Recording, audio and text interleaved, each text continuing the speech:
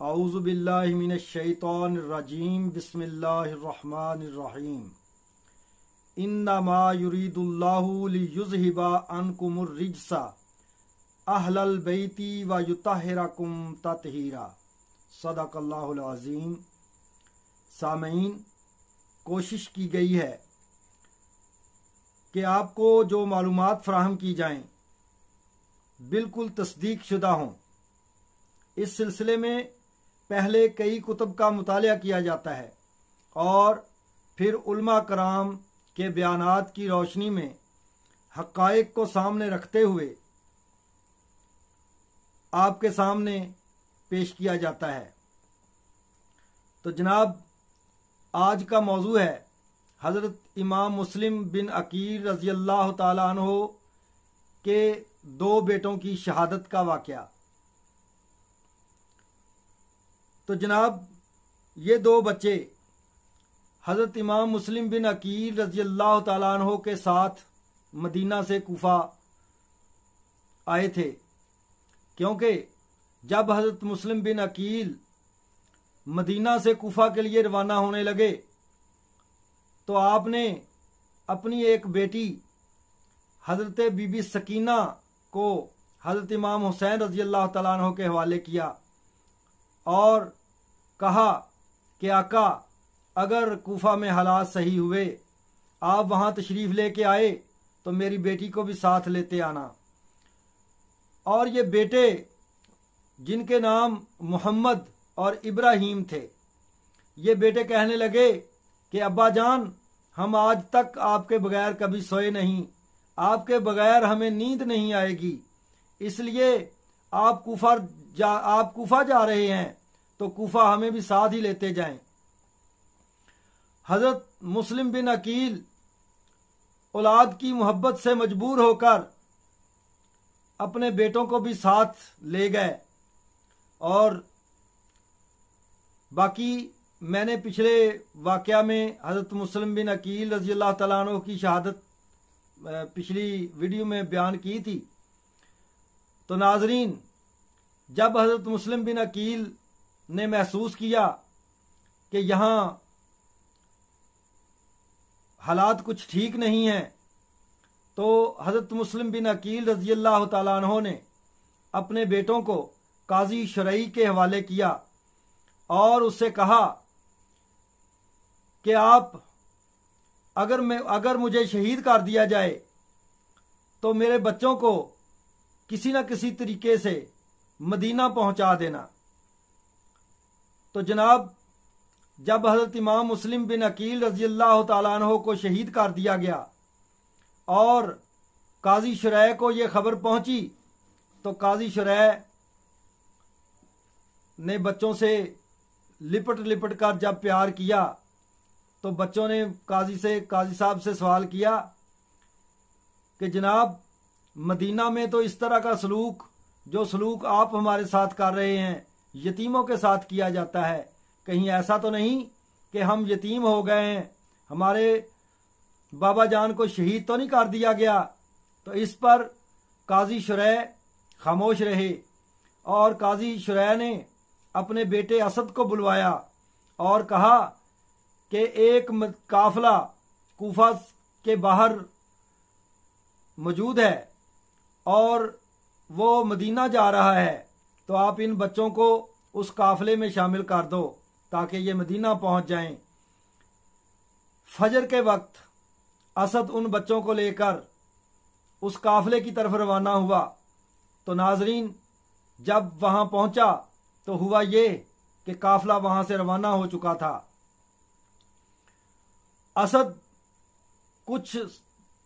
थोड़ा सा सफर असद ने किया बच्चों को लेकर और फिर बच्चों से कहने लगा कि काफिला अभी नजदीक ही है, अभी काफिले की धूल जो है वो उड़ रही है, नजर आ रही है, इससे पता चल रहा है कि काफिला अभी नजदीक ही है।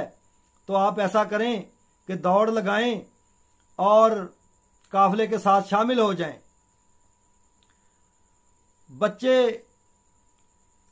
ये सुनकर जिस तरफ से धूल उड़ रही थी उस तरफ दौड़ लगाते रहे नाजरीन, हत्ता के सुबह हो गई दौड़ दौड़ कर बच्चों के पांव में छाले पड़ गए, पांव जख्मी हो गए।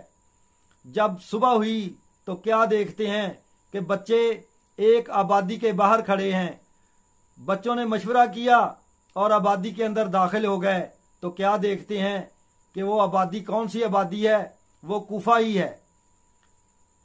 बच्चे कूफा के एक चौराहे पर खड़े हैं तो एक गर्जदार आवाज उनके कानों में पड़ती है और उनसे पूछा जाता है कि आप कौन लोग हैं।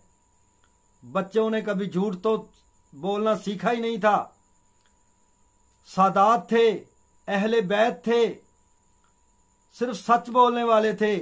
बच्चों ने कहा कि हम मुस्लिम बिन अकील के बेटे हैं। ये सुनते ही उस जालिम ने उनके मुंह पर तमाचे मारने शुरू कर दिए और उनको जुल्फों से पकड़कर इब्ने जियाद के दरबार में ले गया और जालिम इब्ने जियाद से कहने लगा कि ये देखो मैं इनको पकड़ के ले आया हूं। इब्ने जियाद ने फौरन ही शहजादों को कैद करने का हुक्म दिया। शहजादों को कैद में डाल दिया गया। तो नाजरीन, कैद खाने का जो दारोगा था वो हुब्बे अहले बैत था, उसका नाम मशकूर था। उसने क्या किया, उसने कहा कि बच्चों मेरे साथ जो होता है जो होगा। उसने बच्चों को आजाद कर दिया और कादसिया का पता बताया। उसने कहा कि कादसिया में मेरा एक भाई रहता है और निशानी के तौर पर एक अंगूठी बच्चों को दी और कहा कि कादसिया पहुंचकर मेरे भाई के घर चले जाना और निशानी के तौर पर ये अंगूठी उसको दिखाना। वो मेरा भाई हुब्बे अहले बैत है, वो इंशाअल्लाह ताला आपको बाहिफाजत मदीना पहुंचा देगा। बच्चे वहां से रवाना हुए, छुपते छुपाते दरियाए फरात के किनारे पहुंचे। दरियाए फरात के किनारे पहुंचकर बच्चों ने वुजू का इंतजाम किया और नमाज अदा की।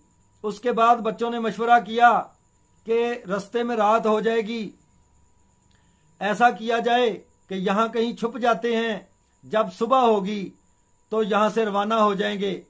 दोनों भाइयों ने मशवरा किया और वहां दरियाए फरात के किनारे एक बड़े दरख्त के ऊपर चढ़कर छुप गए।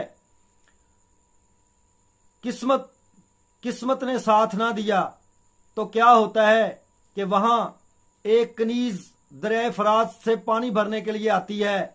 वो पानी के अक्स में क्या देखती है कि दो बच्चे दरख्त के ऊपर चढ़े हुए हैं। ये देखते ही वो बच्चों को पुकारती है और कहती है कि अगर आप मुस्लिम बिन अकील के बेटे हो तो आप आ जाओ, मैं आपको अपने घर ले जाती हूं और जो मेरी मालकिन है वो बहुत अच्छी है और हुब्बे अहले बैत है, वो आपके लिए जरूर कोई अच्छा करेगी। तो क्या होता है कि वह बच्चों को अपने घर ले जाती है और जब उसकी मालकिन को पता चलता है तो वो बच्चों से खूब प्यार करती है और बच्चों को नहलाती है, बच्चों के बालों में कंघी करती है, बच्चों के कपड़े तब्दील करवाती है और बच्चों को खाना खिलाती है और तसल्ली देती है कि यहां आपको कोई खतरा नहीं और आप सो जाएं। वो ये नहीं जानती थी कि उसका खामद बहुत जालिम शख्स है। कुछ देर ही गुजरी थी कि बच्चों ने क्या सोना था जिनका बाप शहीद हो गया था। बच्चे एक दूसरे से लिपट लिपट कर अपने बाबा को याद कर करके रो रहे थे। उनके रोने की आवाज सुनकर हारिस उस मालकिन का खामद हारिस घर में आ गया और उसने उनके रोने की आवाज सुन ली। जब उसने बच्चों के रोने की आवाज सुनी तो उसने अपनी बीवी से पूछा कि ये किसके बच्चों के रोने की आवाज आ रही है। बीवी फौरन अंदर गई, उसने बच्चों को चुप कराया और अपने खामद से बहाना किया कि किसी पड़ोसी के बच्चों की आवाज होगी। लेकिन वो बहुत जलील था, वो बहुत कमीना था, वो बहुत लालची था। उसने लालच में आकर वो कमरे के अंदर दाखिल हुआ और जैसे ही उसको बच्चे नजर आए वो कहने लगा कि कौन लोग हो तुम। बच्चों ने जैसे पहले सच बताया था एक जालिम को, इब्ने ज़ियाद के सिपाही को, उसी तरह इस जालिम को भी सच बता दिया और कहने लगे कि हम मुस्लिम बिन अकील के बेटे हैं, हमारे बाप को शहीद कर दिया गया है, हम यतीम हो चुके हैं। उसको थोड़ा सा भी तरस न आया। उसने बच्चों को जुल्फों से पकड़ा और पटक पटक कर मारना शुरू कर दिया। और इसके बाद वो क्या करता है कि उसने बच्चों की जुल्फों को आपस में बांध दिया और कहने लगा कि जब सुबह होगी तो मैं आपसे निपटूंगा। जैसे ही सुबह होती है वो जलील कमीना उन बच्चों को खच्चर की नंगी पीठ पर बिठाकर दरियाए फिरात के किनारे पर लेकर जाता है और जब बच्चों को कत्ल करने लगता है तो क्या होता है कि बड़ा कहता है कि पहले मुझे मारो, पहले मुझे कत्ल करो, मेरे भाई को मेरे सामने मत मारना। और छोटा कहता है कि जालिम पहले मुझे मारो, मेरे भाई को मेरे सामने मत मारना। इसी असना में वहां उसकी बीवी आ जाती है। उसकी बीवी उसके बड़े तरले करती है, उसकी मिन्नत समाजत करती है, उसको अल्लाह के वास्ते डालती है कि इन बच्चों का कोई कसूर नहीं, इन बच्चों को छोड़ दो। लेकिन उसको लालच था कि इब्ने ज़ियाद उसको बहुत बड़ा इनाम देगा। उसने अपनी बीवी को भी कत्ल कर दिया। उसके बाद जो उनकी कनीज थी वो वहां आती है, वो बड़ी कोशिश करती है बच्चों को बचाने की, तो वो अपनी कनीज को भी कत्ल कर देता है। इसके बाद वो क्या करता है कि बच्चों को इकट्ठे खड़े करके एक ही वार में दोनों के सर कलम कर देता है और बच्चों के सर लेकर वो इब्ने ज़ियाद के दरबार में पहुंचता है और इब्ने ज़ियाद को बच्चों के सर पेश करता है। उसके ख्याल में था कि इब्ने ज़ियाद उसको बड़ा इनाम देगा। उसने इब्ने ज़ियाद से इनाम किराम मांगा। उसने कहा देखो कि ये मैं बच्चों के सर ले आया हूं, अब मुझे इनाम किराम दो। उसके साथ क्या होता है देखो, अहले बैत के साथ जुल्म करने वालों के साथ क्या होता है। इब्ने ज़ियाद उसके ऊपर बड़ा गुस्से होता है और इब्ने ज़ियाद कहता है कि मैं यजीद को खत लिख चुका हूं कि बच्चे जिंदा मेरी कैद में हैं। अब अगर यजीद मुझसे जिंदा बच्चे मांगेगा तो मैं उसको क्या जवाब दूंगा, ये तुमने क्या कर दिया है। अबैदुल्लाह इब्ने ज़ियाद फौरन हुक्म देता है अपने सिपाहियों को कि इसको पकड़ो और इसको पकड़कर उसी जगह पर लेके जाओ जहां इसने बच्चों को कत्ल किया है और वहां जाकर इसका सर कलम कर दो। उसके सिपाही ऐसा ही करते हैं। फौरन हारिस को दरियाए फरात के किनारे जहां पर उसने बच्चों को कत्ल किया था ऐन उसी जगह ले जाकर उसका सर कलम कर देते हैं और उसकी लाश को कुत्तों के आगे फेंक देते हैं। और फिर क्या होता है कि इन मासूम शहजादों को वहां पर दफना दिया जाता है। नाजरीन, आज भी इन शहजादों की कब्रें वहां पर मौजूद हैं। तो इस तरह से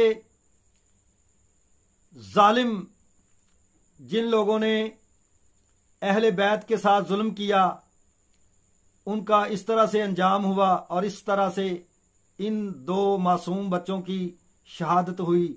वमा अलैना इल्लल बलागुल मुबीन। नाजरीन, अगर मेरी ये वीडियो आपको अच्छी लगे तो सब्सक्राइब करें, शेयर करें और बेल के आइकन को प्रेस करें ताकि आइंदा आने वाली वीडियोस का नोटिफिकेशन भी आपको मिल सके। आपका बहुत बहुत शुक्रिया।